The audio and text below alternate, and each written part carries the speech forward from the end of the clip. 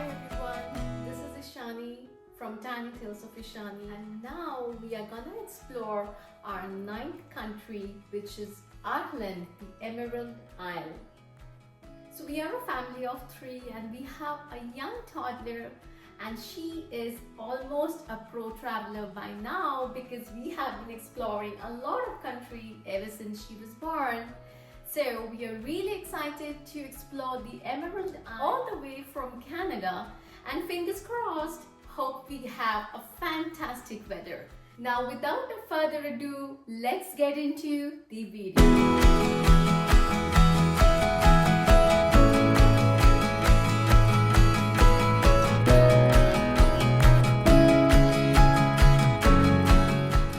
Let's start with the most basic but the most ignored. First thing first. Let's start the most basic one that people tend to forget. Passports. Remember, your child's passport is actually valid for just 5 years and not 10 years. So when you try to book your flight ticket, ensure you have the passport's validity, which should be at least 6 months and above. People fail to check their passport's validity in the excitement of exploring a new country. Check all the validity of all the people traveling with you, because sometimes we are in a rush and we totally forget to check the validity of the passports. Before booking flights, double check the expiry date of your passport and check for blank pages. So don't risk getting denied boarding. So to apply for UK ETA, Which includes Northern Ireland, this is a step that you need to follow. there is UK authorized app, which is UK ETA. It's very simple process. You need to confirm your identity, answer some simple questions, make the payment.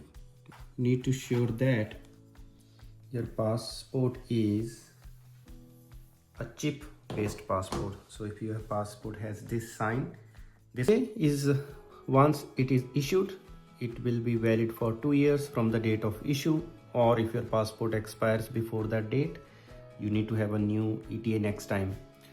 It's gonna cost £20 per application. Continue which country you're applying from. Canada. Would have a biometric chip. As I mentioned earlier, you see the same sign on front of your passport. This means yes, your passport is ready with biometric chip. Take a photo of your passport, scan your passport's information with the biometric chip. You need to place your phone on top of the passport, but make sure that you do not have any case, otherwise it may not detect.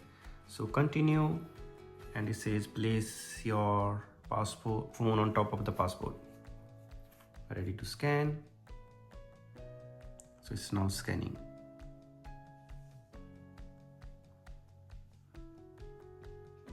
Access chip completed, information checked. So this has confirmed that photo which I took earlier is of the same passport, and information on the photo of the passport and the actual passport are matching. Move closer. Scan complete. Scan phase completed. Phase scanned successful. Take your photo. Okay.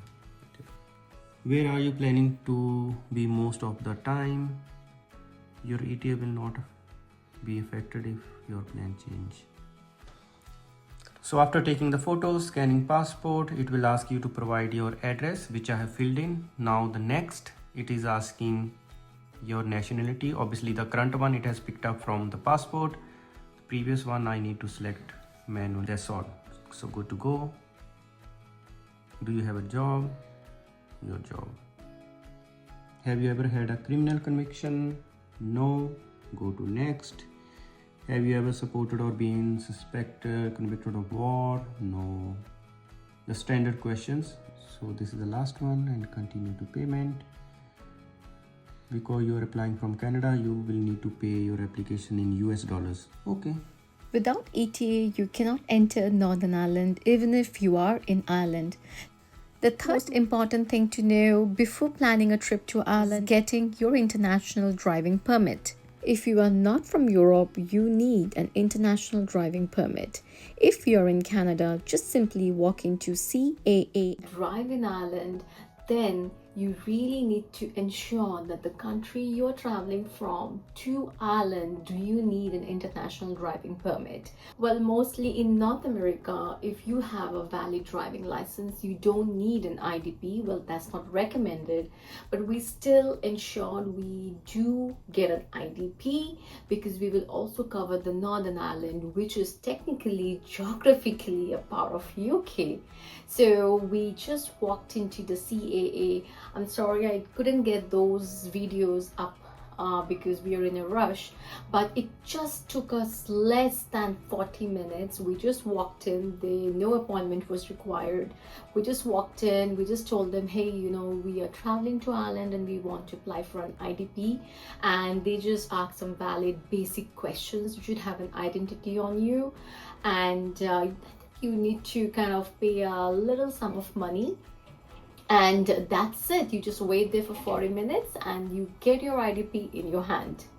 So that's very important. If you're planning Belfast or Northern Ireland, don't forget to get an IDP. Pro tip: Ireland drives on the left side, unlike North Americans. Narrow roads and countryside driving needs a lot of confidence, but don't forget, you do need an IDP.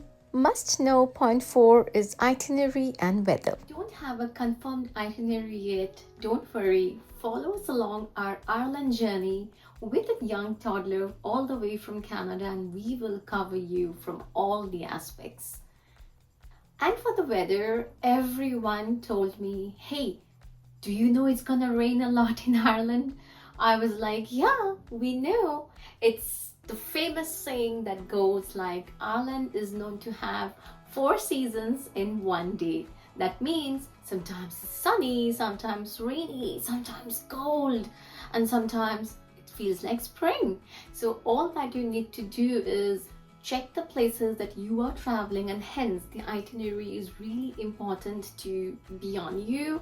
And mostly if you're traveling with a toddler like us, it's so unpredictable to not have an itinerary on your mind, so that you can plan, let's say, the outfits, let's say the weather appropriate shoes that you need. And do you need to carry a thicker layer or a light layer is good? All these things are really, really important, and that comes with a proper planning. And I have uploaded all the valid shots, like what I'm carrying for my toddler, what I'm carrying for myself and my husband in this Ireland trip. So that will actually give you a valid idea. If you want, I will attach the link here, or maybe I'll just put the comments here and you can go check it out yourself. Your itinerary based on the weather zones. West Coast has more dramatic weather. Must-haves is waterproof jackets, waterproof shoes, and lots of layers. As locals say, if you don't like the weather, just wait 10 minutes. It will be all sunny. The 5th most important thing that you should keep on your mind is about the data and the maps. Don't land clueless, get data ready. Check with the local internet provider as to what packages they're offering for international travel. Of course, the best bet is eSIM or recharge for international roaming. Keep Google Maps downloaded of the major destinations. It comes as a big help when driving through rural countryside. Keep the screenshots of all your booking confirmations in your gallery, and ensure you have enough free space in your personal device to click those breathtaking photos. Number 6. We have planned to do a full Ireland road trip with our toddler. Well, we have done this road trips across Canada, and out of all the provinces, we are just left exploring 2 provinces in Canada. So you can understand we are pretty pro in doing road trips. And yes, our toddler, who is currently 2 years and 9 months, is also pretty much habituated as to what happens in a road trip and how she needs to behave. So we didn't delay. The moment we had the itinerary on our mind and we got the tickets confirmed, we immediately just went ahead with the rental car booking. As automatic cars are very limited and pretty expensive, you need to reserve the best. Pro tip: book with full insurance. Roads are narrow and tricky.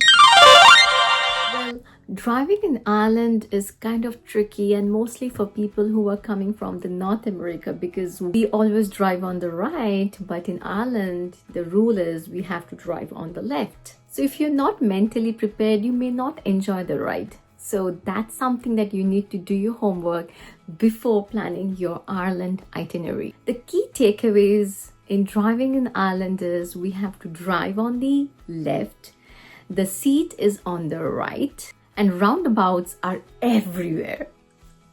You know, the real challenge is you have to totally depend or rely on Google Maps. So which we usually do in our day-to-day lives, but you know, in Ireland, just because the roads are so narrow, especially you're off the Dublin, the most touristy things to do in Ireland, and you start exploring the wild Atlantic coastline, you will see that the driving is actually way more longer than the time recommended in the Google Maps. So that's a bit annoying, but you should always calculate at least plus 1 hour to what the Google Map is saying you.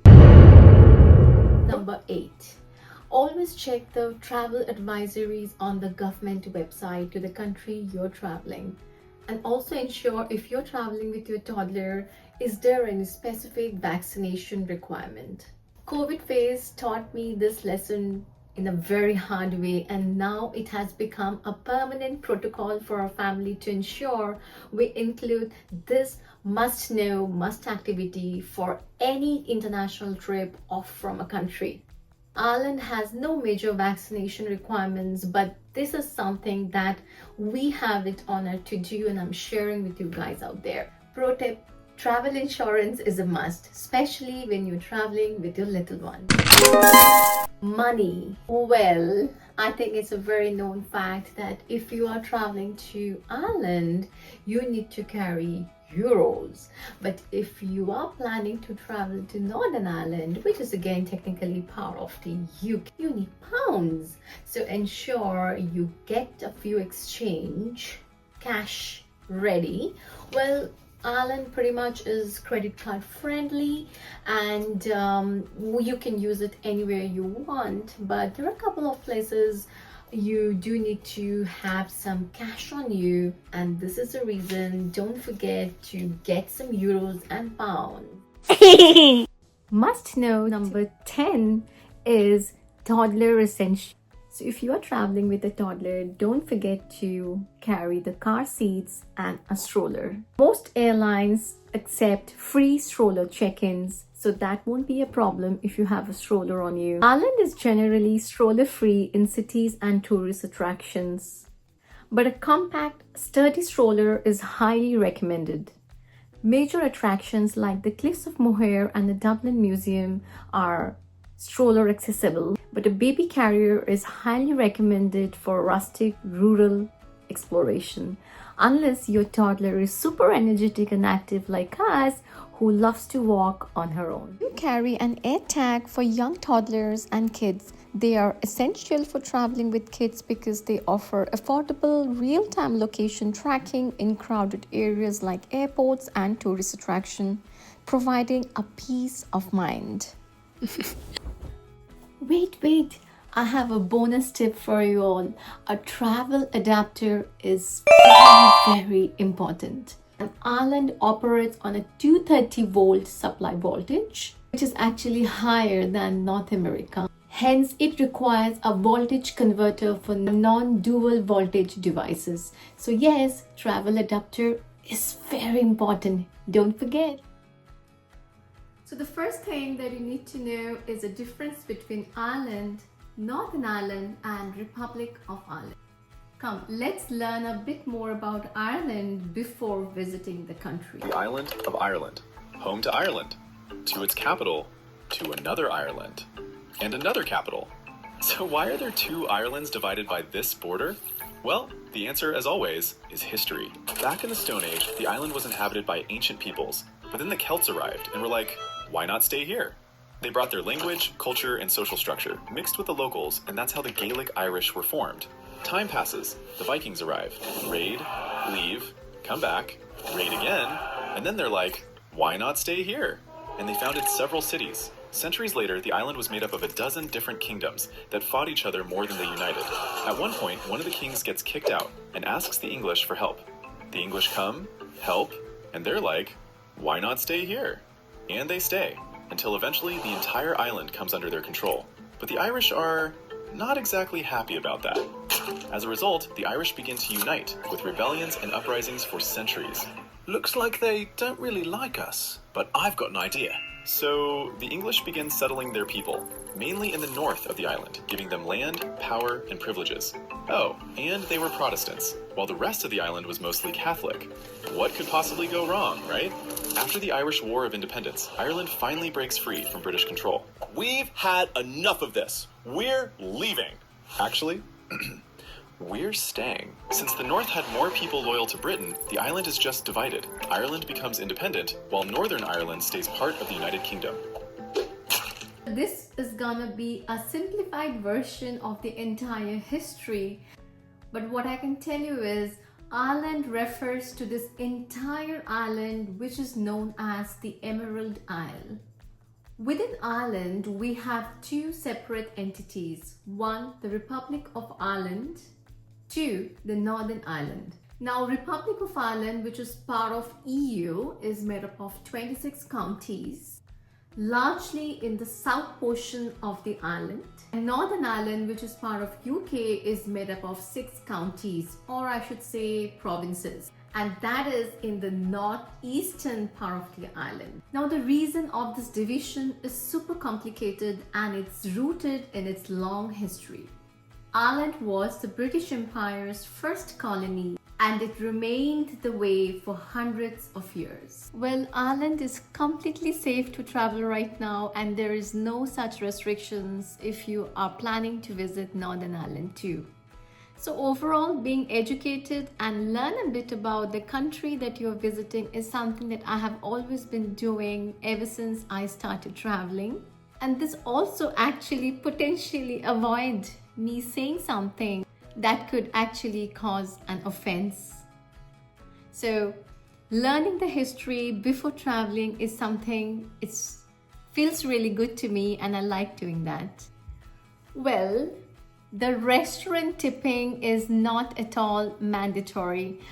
I know in this videos, if you're following me along, we may not have a lot of restaurant visits because we mostly prefer home cooked foods, and that's the reason we have booked most of the Airbnbs and not staying in a hotel, nor gonna explore much of the restaurants out there. But we know as a matter of fact that the restaurant tipping is not mandatory in Ireland, but is appreciated as a good service. If you want to tip, at least 10 to 15% is the standard practice. Well, sometimes if you are visiting a restaurant in larger groups, service charge is included in the bill, and in that case, you need not pay separately for the tipping.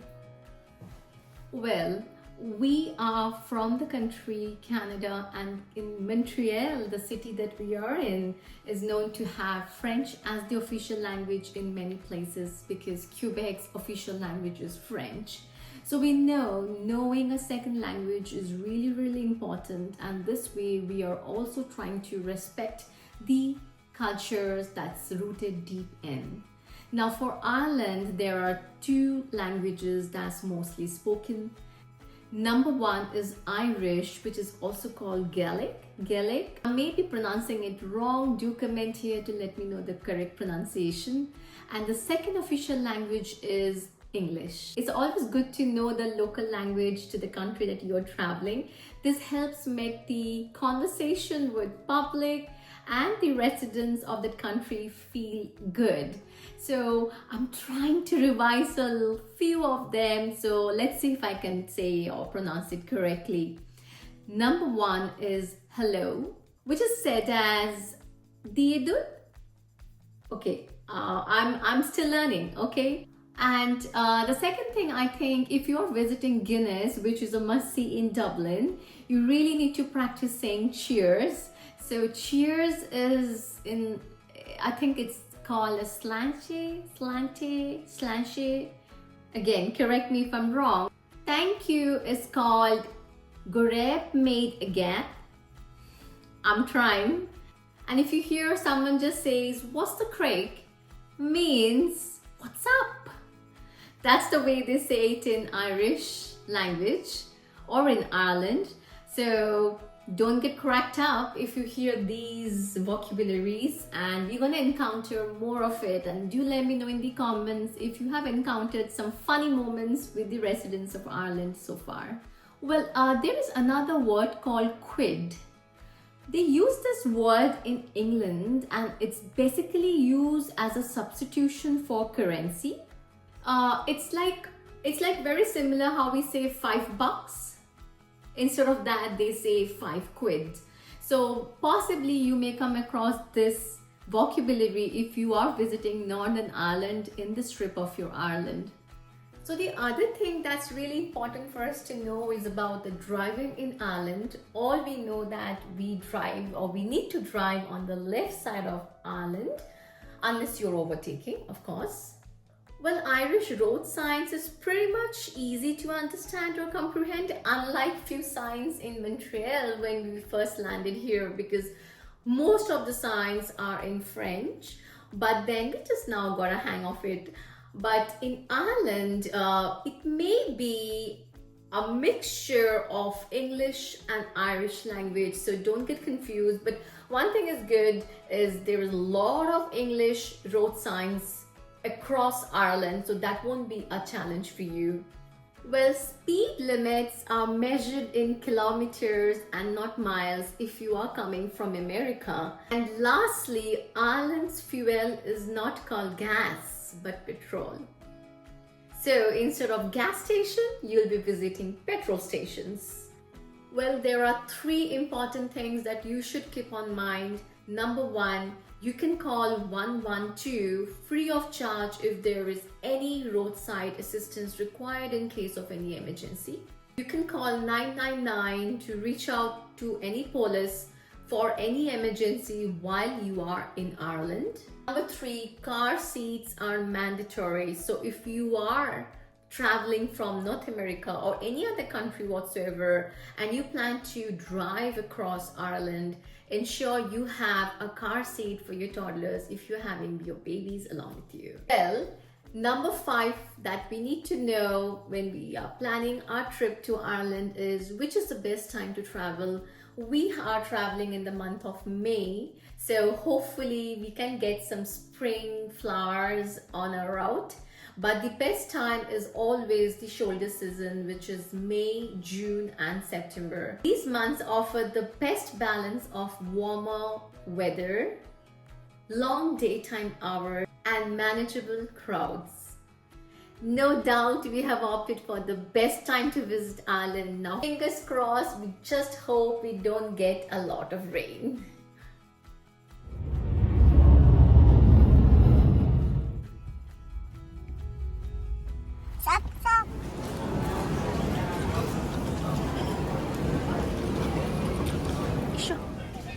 Where are you going? So much sugar. What's this? Shoes are not there. Shoes are not there. And our journey begins. So for the next 7 days, we will be exploring all the way around the Emerald Isle Island. And what's making this trip more special to me is I'll be meeting my sister and my family after 6 long years while exploring all the way down to the Wild Atlantic coastline, Rings of Kerry, down to County Cork, experiencing all the food scenes, a lot of touristy stuff to do in the capital for a day, and including the northernmost tip to southernmost tip of Ireland.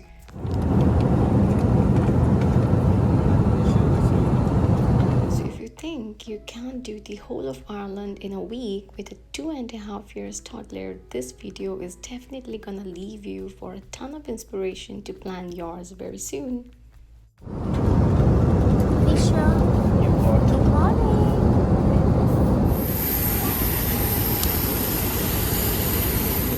our journey started from Montreal, Canada, with a 3 hours layover in Toronto, and directly we landed in Dublin. So we are traveling in the month of May, and stay hooked to our channel and subscribe to it to get all the bits and tits of this entire island trip with the toddler. See you in the next one. Till then, bye. Enjoy your vlog.